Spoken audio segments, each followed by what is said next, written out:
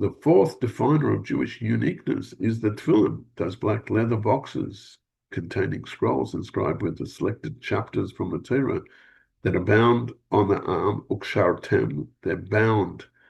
That's the expression in the Shema. Ukshartem, they should be bound on the arm and should be um, symbols on our head as a symbol of our relationship with God. Every community and culture has its specific uniform, which symbolizes some sort of level of identity. Because of what they represent, they naturally reflect the wearer's conception of some sort of level of prestige. Maybe we're talking about the gold on the buttons of the Navy uniform, of the Army uniform, the impeccable tailoring of the general, or a rainbow of different colors in people's in national dresses you see in the East European groups of people or the South Americans. They all embody a person or group's pride in who they are, but the Tefillin stand out in their austere simplicity. Two Spartan boxes, which Torah law mandates that there should be unadorned and patent black.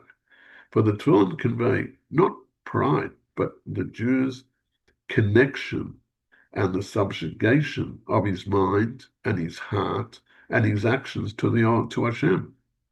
And therefore, the Tefillin is the prestige, is the beauty of to the Jew. But the Jew's prestige does not lend itself to an atheistic depiction. This prestige lies in its servitude to Hashem, in that he binds these talents that he has to Hashem's will.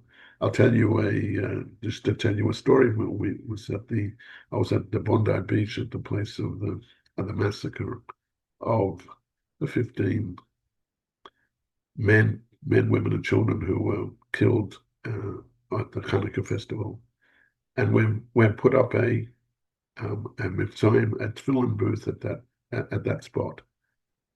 And many people come past, and Jews are happy to express their Judaism by putting on tefillin at that spot.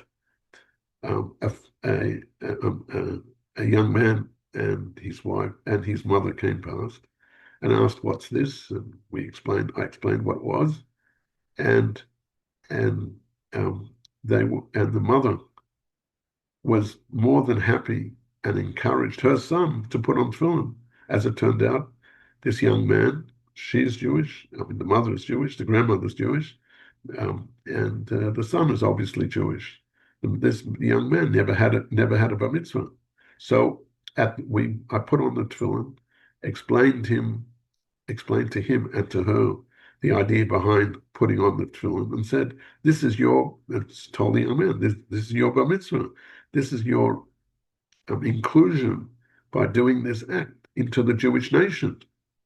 They were boundlessly happy because they desired to wear this badge of honor, to do an act which brings them close to Hashem. So the mother took a set of candles to light for Shabbat, and purchased a yarmulke, and we took a video, and they were more than happy. We exchanged contact details, and I've kept a little bit of contact with them. And at the time when I was put on tefillin on this young man, the mother took a video.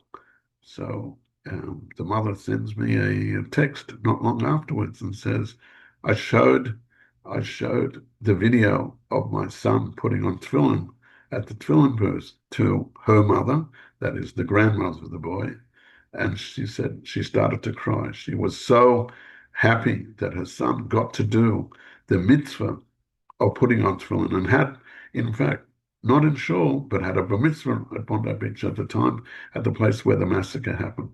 This shows the beauty and the continuation of our nation, and how we have our Hashera shows us light, and which is the Torah, and happiness, the internal happiness that a person can be involved with the mitzvahs, and the